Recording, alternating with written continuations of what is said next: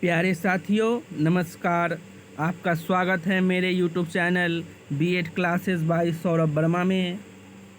आज काफ़ी important topic आप लोगों के बीच डिस्कस कर रहा हूँ। ये टॉपिक बीएड सेकेंड ईयर से संबंधित है। तो जैसा कि आप स्क्रीन पे देख रहे हैं, हमारा टॉपिक है समावेशी शिक्षा। तो आइए शुरू करते हैं कि समावेशी शिक्षा, जिसे अंग्रेजी में इंक्लूसिव एजुकेशन कहते हैं, समावेशी शिक्षा से आशय उस शिक्षा प्रणाली से है जिसमें एक सामान्य छात्र एक दिव्यांग छात्र के साथ विद्यालय में अधिकतर समय बिताता है। दूसरे शब्दों में, समावेशी शिक्षा विशिष्ट आवश्यकता वाले बालकों को सामान्य बालकों से अलग शिक्षा देने की विरोधी है। हम आसान शब्द में समझेंगे कि समावेशी शिक्षा जो है, इसके अंतर्गत सामान्य बालक के साथ साथ विशिष्ट बालक तथा दिव्यांग बालक को एक छत के नीचे अध्ययन कराना ही समावेशी शिक्षा कहलाता है। शिक्षा का समावेशीकरण यह बताता है कि विशेष शैक्षणिक आवश्यकताओं की पूर्ति के लिए एक सामान्य छात्र और एक दिव्यांग को समान शिक्षा प्राप्ति के अवसर मिलने चाहिए। इसमें क्या होता है कि जो बालक सामान्य है और जो दिव्यांग है, दोनों को शिक्षा प्राप्ति के समान अवसर मिलता है। पहले समावेशी शिक्षा की परिकल्पना सिर्फ विशेष छात्रों के लिए की गई थी। विशेष छात्रों से हमारा तात्पर्य है कि इसके अंतर्गत विशिष्ट बालक आते हैं जो प्रतिभाशाली या मंदबुद्धि बालक होते हैं। लेकिन आधुनिक काल में हर शिक्षक को इस सिद्धांत को विस्तृत दृष्टिकोण में अपनी कक्षा के व्यवहार में लाना चाहिए। अर्थात इसके अंतर्गत कक्षा में सभी बालक पे विशेष ध्यान देना चाहिए। और सभी बालक या तो सामान्य हो सकते हैं, या प्रतिभाशाली हो सकते हैं, या मंद हो सकते हैं। मंद मतलब मंद बुद्धि वाले हो सकते हैं, या दिव्यांग हो सकते हैं। कहने का मतलब है कि शिक्षक को सभी के दृष्टिकोण से अपना शिक्षण विधि का प्रयोग करना चाहिए। ये समावेशी शिक्षा का महत्वपूर्ण गुण है। तो आइए आगे बढ़ते हैं। समावेशी शिक्षा या एकीकरण के सिद्धांत की ऐतिहासिक जड़ें कनाडा और अमेरिका से जुड़ी हैं। समावेशी शिक्षा का जो उदय हुआ था वो कनाडा और अमेरिका से हुआ था। प्राचीन शिक्षा पद्धति की जगह नई शिक्षा नीति का प्रयोग आधुनिक समय में होने लगा है। समावेशी शिक्षा विशेष विद्यालय या कक्षा को स्वीकार नहीं करता। अशक्त बच्चों को समान बच्चों से अलग करना अब मान्य नहीं है। विकलांग बच्चों को भी समान बच्चों की तरह ही शैक्षिक गतिविधियों में भाग लेने का अधिकार है। हुआ क्या कि पहले सामान्य बालक और विशिष्ट बालक को अलग अलग शिक्षा दी जाती थी। तो अमेरिका के जो शिक्षा शास्त्री थे, उन्होंने इस पर विचार किया कि क्यों न हम सभी बालक को एक साथ एकत्रित करके एक छत के नीचे हम शिक्षा दे। उसके लिए नई शिक्षा पद्धति का हम विकास करें। तो जो नई शिक्षा पद्धति का विकास हुआ उसे ही हम समावेशी शिक्षा कहते हैं। इसमें सभी बालक पर विशेष ध्यान दिया जाता है। तो आइए अब हम समावेशी शिक्षा की विशेषताओं को देखते हैं। तो समावेशी शिक्षा की प्रमुख विशेषताएं निम्नलिखित है। पहला, समावेशी शिक्षा ऐसी शिक्षा है जिसके अंतर्गत शारीरिक रूप से बाधित बालक मतलब हो गया किसी के पास उसके हड्डी में प्रॉब्लम है, या आँख से नहीं देख पा रहा है मतलब अंधा है, या कान से नहीं सुन पा रहा है कर्ण बाधित है अर्थात बहरा है, या मुख से नहीं बोल पाता है मतलब मुख बधिर है। तथा सामान्य बालक साथ साथ सामान्य कक्षा में शिक्षण ग्रहण करते हैं। अपंग बालकों को कुछ अधिक सहायता प्रदान की जाती है। इस प्रकार समावेशी शिक्षा अपंग बालकों के पृथक्करण के विरोधी व्यावहारिक समाधान है। ठीक है। दूसरा है विशेषता की समावेशी शिक्षा विशिष्ट का विकल्प नहीं है।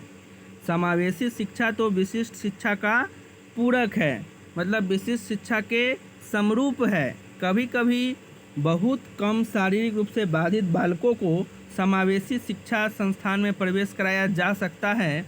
गंभीर रूप से अपंग बालक को जो विशिष्ट शिक्षण संस्थाओं में शिक्षा ग्रहण करते हैं, संप्रेषण व अन्य प्रतिभा ग्रहण करने के पश्चात वे समन्वित विद्यालयों में भी प्रवेश पा सकते हैं। तीसरा है, इस शिक्षा का ऐसा प्रारूप दिया गया है कि जिससे अपंग बालक को समान शिक्षा के अवसर प्राप्त हो तथा वे समाज में अन्य लोगों की भांति आत्मनिर्भर होकर अपना जीवन यापन कर सके। क्या होता है कि अगर अपंग बालक से हम अगर समाज में भेदभाव करते हैं तो उनका विकास अवरुद्ध हो जाता है। तो समावेशी शिक्षा के अंतर्गत हम उन अपंग बालकों को मोटिवेट करते हैं। मोटिवेट करने से क्या होता है कि उनका आत्मविश्वास बढ़ता है, जो कि उन्हें आत्मनिर्भर होने में काफ़ी मदद करता है। चौथा है, यह अपंग बालकों को कम प्रतिबंधित तथा अधिक प्रभावी वातावरण उपलब्ध कराती है, जिससे वे सामान्य बालकों के समान जीवन यापन कर सके। पाँचवा है, यह समाज में अपंग तथा सामान्य बालकों के मध्य स्वस्थ सामाजिक वातावरण तथा संबंध बनाने में समाज के प्रत्येक स्तर पर सहायक है। समाज में एक दूसरे के मध्य दूरी कम तथा आपसी सहयोग की भावना को प्रदान करती है। कहने का मतलब है कि इस शिक्षा के अंतर्गत सामान्य बालक तथा दिव्यांग बालक के मध्य सामाजिक वातावरण जो होता है वो परस्पर सहायक होता है। इनसे इस शिक्षा के अंतर्गत उनके मध्य जो दूरी है वो दूरी कम हो जाती है तथा आपस में सहयोग की भावना विकसित होती है। छठा है कि समावेशी शिक्षा एक ऐसी व्यवस्था है जिसके अंतर्गत शारीरिक रूप से बाधित बालक भी सामान्य बालकों के समान महत्वपूर्ण समझे जाते हैं। कहने का मतलब है कि समावेशी शिक्षा में भेदभाव नहीं किया जाता है। सामान्य बालक और दिव्यांग बालक सभी समान होते हैं। अब हम समावेशी शिक्षा के महत्व को देखेंगे। तो समावेशी शिक्षा के निम्नलिखित महत्व है। पहला, शारीरिक दोष मुक्त विभिन्न बालकों की विशेष आवश्यकताओं की सर्वप्रथम पहचान करना तथा निर्धारण करना। दूसरा, शारीरिक दोष की दशा को बढ़ाने से पहले कि वे गंभीर स्थिति को प्राप्त हो, उनके रोकथाम के लिए सर्वप्रथम उपाय किया जाना। बालकों के सीखने की समस्याओं को ध्यान में रखते हुए कार्य करने की विभिन्न नवीन विधियों द्वारा विद्यार्थियों को शिक्षा प्रदान करना। कहने का तात्पर्य है कि एक कक्षा में भिन्न भिन्न बालक शिक्षा ग्रहण करते हैं जिनकी व्यक्तिगत विभिन्नता सभी बालक में अलग अलग होती है। व्यक्तिगत विभिन्नता के मतलब है कि किसी का कौशल किसी अन्य से भिन्न होता है। किसी भी दो बालक का कौशल एक जैसा नहीं होता है, इसे ही हम व्यक्तिगत विभिन्नता कहते हैं। जैसे कोई बालक का आईक्यू लेवल जो होता है काफ़ी ज़्यादा होता है, किसी का कम होता है। कोई पढ़ने में तेज़ होता है तो कोई खेलने में तेज़ होता है। इसी को हम व्यक्तिगत विभिन्नता कहते हैं। तो व्यक्तिगत विभिन्नता के आधार पर विभिन्न नवीन विधियों द्वारा विद्यार्थियों को शिक्षा प्रदान किया जाता है समावेशी शिक्षा के अंतर्गत।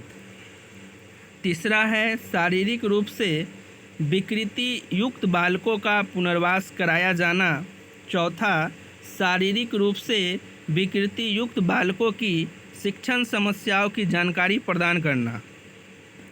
मतलब जो बालक को जो शिक्षण समस्या है उसे अभिभावक से अवगत कराना कि आपका बच्चा इस विषय में अच्छा है, इस विषय में कमज़ोर है। इससे क्या होगा कि अभिभावक और शिक्षक के मध्य एक अच्छे संबंध विकसित होंगे, जिससे बालक का सर्वांगीण विकास होगा। ठीक है। पाँचवा है, शारीरिक रूप से विकृति युक्त बालकों की शिक्षण समस्याओं की जानकारी प्रदान करना तथा सुधार हेतु सामूहिक संगठन की तैयारी किया जाना। इस सामूहिक संगठन में क्या होता है कि इसके जो कारक होते हैं वो शिक्षक, माता पिता तथा समाज होता है। छठा है बालकों की असमर्थताओं का पता लगाकर उनके निवारण का प्रयास करना।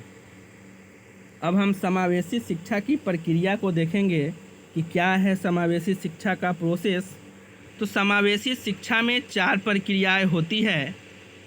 पहला है मानकीकरण, दूसरा है संस्था रहित शिक्षा, तीसरा है शिक्षा की मुख्य धारा और चौथा है समावेश। तो पहला देखते हैं, पहला है मानकीकरण। तो मानकीकरण को हम सामान्यीकरण कहते हैं। तो मानकीकरण या सामान्यीकरण वह प्रक्रिया है जो प्रतिभाशाली बालकों तथा युवकों को जहाँ तक संभव हो सके सीखने के लिए सामान्य सामाजिक वातावरण पैदा करे। पहला हो गया। दूसरा है संस्था रहित शिक्षा। संस्था रहित शिक्षा ऐसी प्रक्रिया है जिसमें अधिक से अधिक प्रतिभाशाली बालकों तथा युवक छात्राओं की सीमाओं को समाप्त कर देती है, जो आवासीय विद्यालय में शिक्षा ग्रहण करते हैं एवं उन्हें जनसाधारण के मध्य शिक्षा ग्रहण करने का अवसर प्रदान करते हैं। तीसरा है मुख्य प्रक्रिया शिक्षा की मुख्य धारा।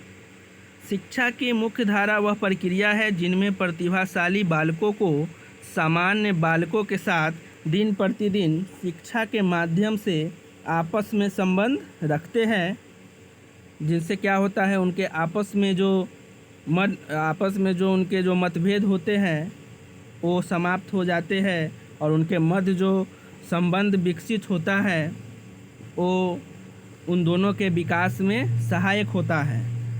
चौथा है समावेश। समावेश वह प्रक्रिया है जो प्रतिभाशाली बालकों को प्रत्येक दशा में सामान्य शिक्षा कक्ष में उनकी शिक्षा के लिए लाती है। समन्वित पृथक्करण के विपरीत है। ये समावेश क्या है? समन्वित पृथक्करण के विपरीत है। पृथक्करण वह प्रक्रिया है जिसमें समाज का विशिष्ट समूह अलग से पहचाना जाता है तथा धीरे धीरे सामाजिक तथा व्यक्तिगत दूरी उस समूह की तथा समाज की बढ़ती जाती है। तो हमने देखा क्या कि समावेशी शिक्षा की प्रक्रियाएं 4 होती है, हमने उसे अध्ययन किया। तो हमने इस वीडियो में जाना कि समावेशी शिक्षा होती क्या है, समावेशी शिक्षा के विशेषताएं, समावेशी शिक्षा के महत्व तथा समावेशी शिक्षा के जो प्रक्रिया है वो हमने जाना। यहीं पे वीडियो समाप्त होता है। अब आप लोग कमेंट सेक्शन में कमेंट करेंगे कि बीएड संबंधी किस टॉपिक में आप लोगों को समस्या है। जिस टॉपिक में समस्या हो उस टॉपिक को आप कमेंट सेक्शन में जिक्र करें। धन्यवाद।